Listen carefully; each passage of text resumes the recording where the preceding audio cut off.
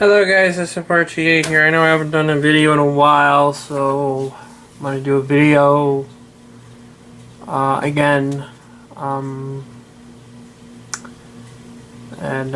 of the viewers asking me, when are you going to make another video? It's been a while since you've done a video. So I'm going to do a video. This is not a product review. I'm actually going to run this engine. I want to see how it runs because it's been at the club. I'm a little concerned that the lights on it may have burnt out because the layout that my club is at, or the layout that my club owns at the fairgrounds, I should say, it has a lot of problems with shorts. Some of it is operator error. No offense to the guys at the club, a lot of them don't know how to use a controller right. So a lot of them like to run switches that are thrown against them and it causes a short.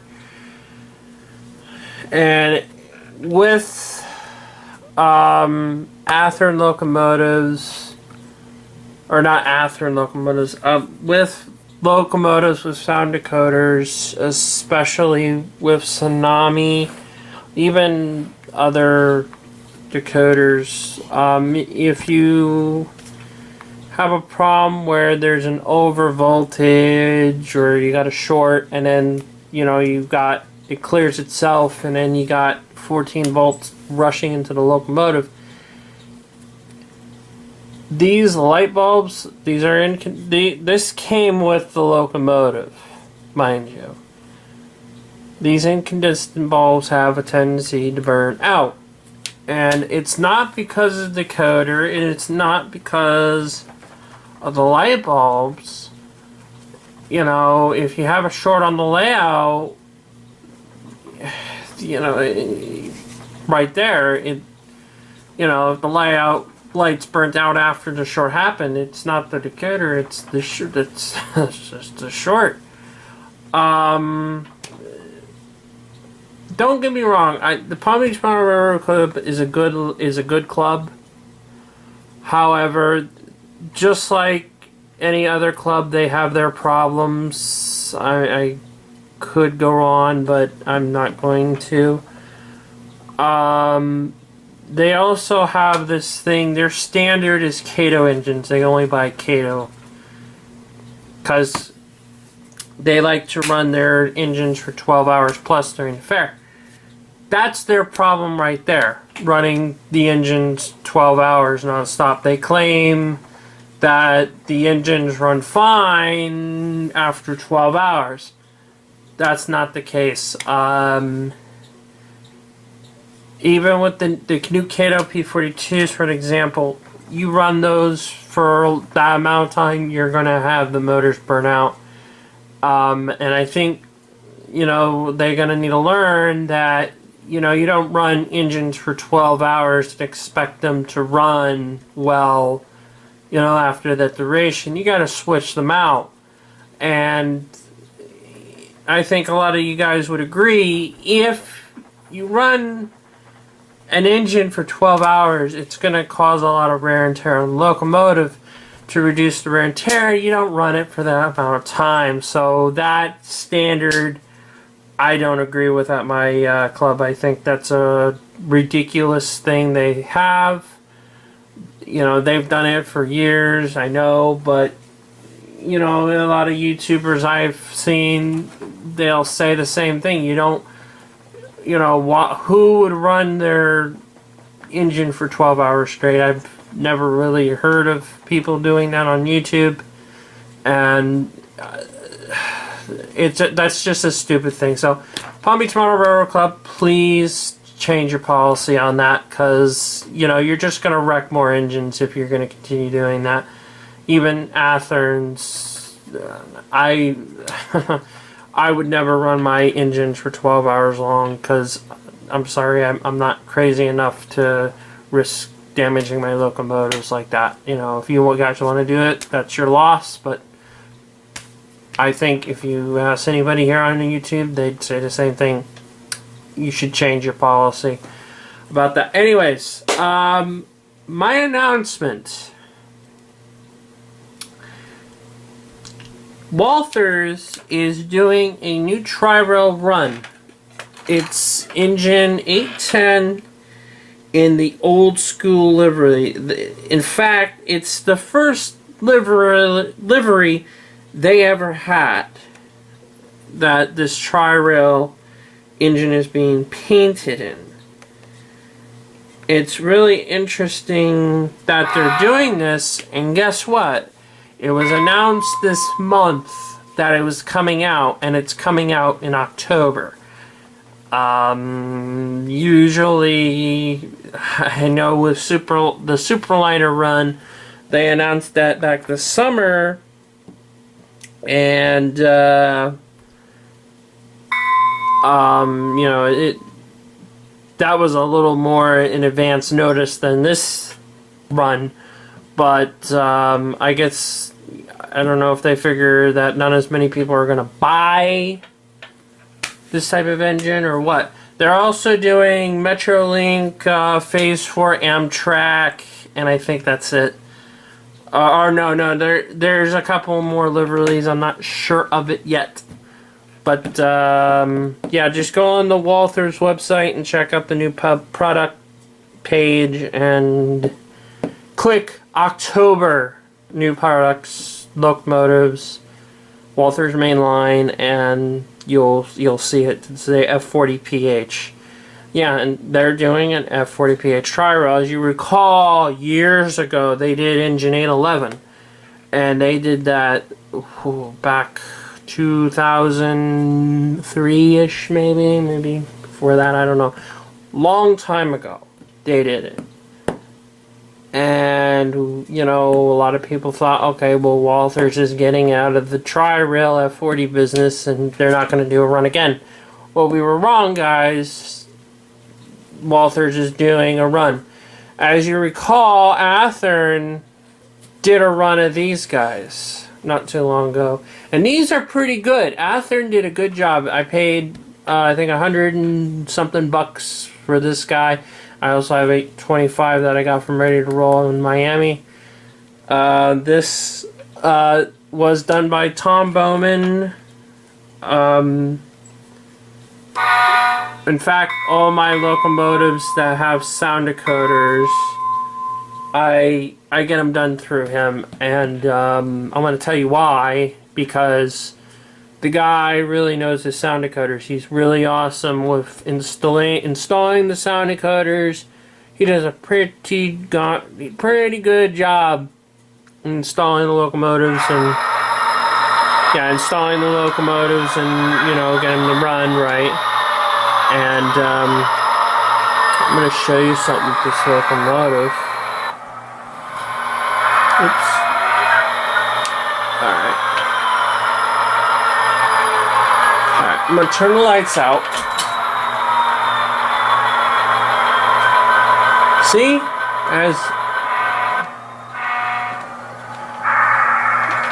Alright. That's right, I have another programmed engine on 825, excuse me.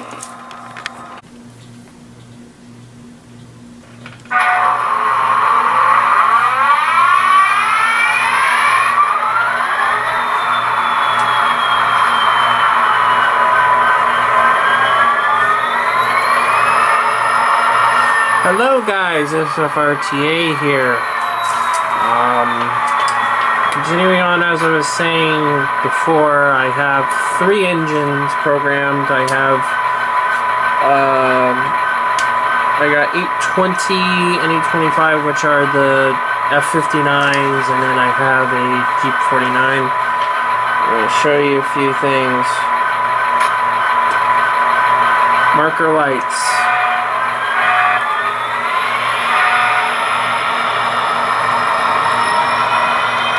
And working ditch lights.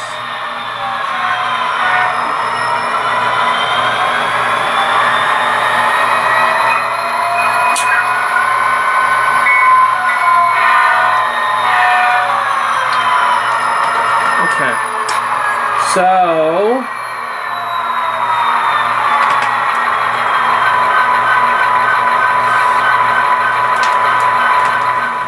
okay. So what I'm going to talk to you about. So the just going over the engines. It's on address 825, two F-59s, which are supposed to represent the BL units, and Jeep 49, engine number 813, 825, 820 are the F-59s. I just want to tell you guys, I know I've told some of you already, I'm just going to make a video about it. Walthers is coming out with a new Tri-Rail F40PH. Yes, you heard me right, Walthers. Why is that rare? Because Walthers...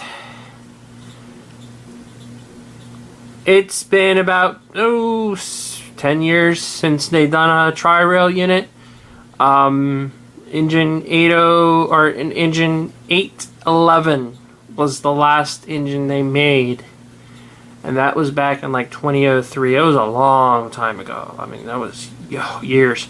And then I thought, and a lot of people thought too, that Walthers isn't going to do another Tri-Rail. There's no way. I mean, it's been 10 years. They're not doing it. Not the case. They're going to be doing a Tri-Rail run. I think they are doing it because, you know, Athearn came out with these guys, and now not only is Athearn and Walthers starting to compete, and also I just want to tell you, Athearn has the Amtrak license now to make Phase 5 equipment. It's not just Walthers anymore. Athearn is not selling the P42s through Walthers anymore. They are selling it through their own website. They will not sell them through Walthers. So, I mean, you might be able to get them on Walthers, but I don't really know if you can. But yeah, Athearn is not making the P42s and the P40s through Walthers anymore. They're doing it by themselves because they have the license now to make Phase 5 Amtrak equipment. They're also doing Phase 3 and Phase 4 at the P42s.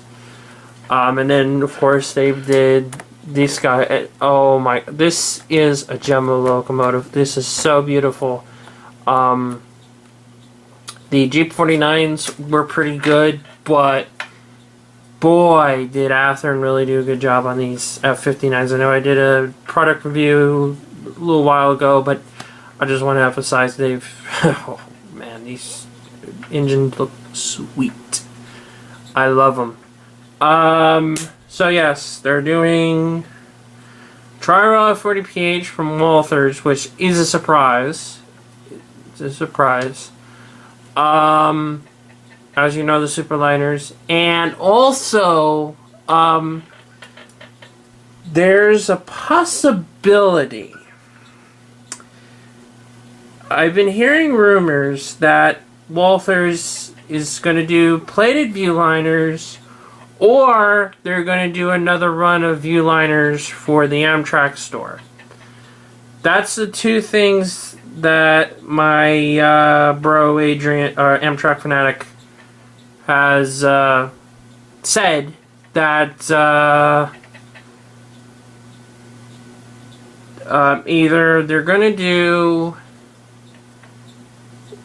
the plated viewliners to Walthers, or they're going to do some more viewliners for the Amtrak store. I'm not really sure what's true. So if somebody could comment on the channel and set the record straight, that would be appreciated. Yes. Some of you on my channel know him. He's a very close partner of mine on my YouTube channel. He's one of my very close YouTube partners and a personal friend of mine. South Florida Rail Fanner does some pretty good videos. I've rail fanned with him a couple of times. He's new to YouTube. He's new. But he knows how to rail fan pretty good. For a newcomer, he knows a whole lot about rail fan. He knows some really good spots. I've rail fanned with him, like I said, for 2 times. He knows the good spots to catch the trains. We got some really good catches at the rail fanning spots. Of course, West Palm Beach Station, I've been there countless of times, so we kind of share that spot. But I've also had the privilege to rail fan with him at Summit Boulevard, and we got some pretty good shots. So, like I said, he's a really good rail fanner. He's fairly new. So what I'm asking is if you guys could please check his YouTube channel out, comment, rate, and subscribe to him and my channel, of course. And of course, not forgetting Amtrak Fanatic, Seaboard Railroader, and all the other wonderful people, awesome people at Team Amtrak. Want to note, our membership has gone up in the past couple of days. We're now up to 16 members, and just to think, you know, back in January, we only had a handful of members, and now we've gone up dramatically. You know, 5 months later, you know, we're really in the high gear. So like I said in previous videos, if you guys are interested in joining, please let me and Amtrak Fanatic know. You must have Skype in order to join. We are a 100% Skype group. Basically, that means that pretty much all our activities and whatnot, what we do on Skype. The only exception is when we go to Railroad Club, Palm Beach Model Railroad Club, and we, you know, run some trains and we do some videoing. Not only is the 40th anniversary coming up for the Palm Beach Model Railroad Club next fair, the Team Amtrak is going to be coming up on its 1-year anniversary. Not a lot of you guys know this. I don't tell a lot of people about it. But I've actually I'm still involved in virtual airlines. Ever since 2007, I have gotten involved in virtual airlines. I've been in several, Spirit Virtual, there's been quite a few. Currently I'm with Trans-American Airways, virtual airline. And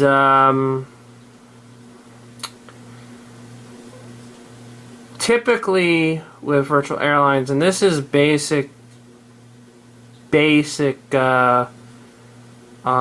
principle on, you know, virtual groups.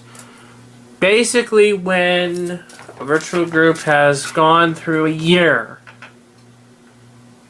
without incident, without falling apart, typically that means, you know, that group's actually going to stick around for a while. It's not going to just fade away.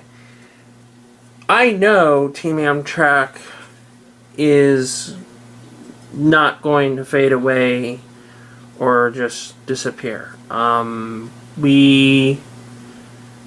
I think we're pretty solid right now. We're, you know, doing pretty good. And me and Amtrak Fanatic run a very, very tight ship. We really I have it down to a science how we're running things. As you guys know, new admins were added. You know, we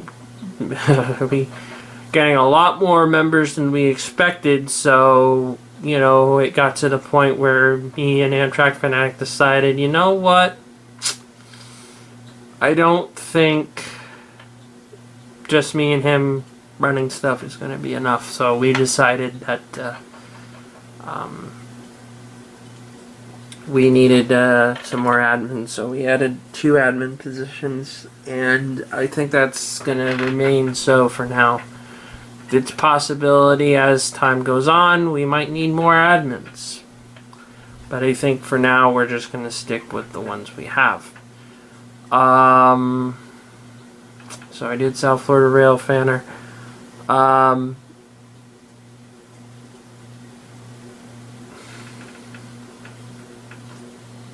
Oh yes, very big announcement to make before I go. I will be going to the Ocala Amtrak station in a couple of weeks. I'm very excited about it.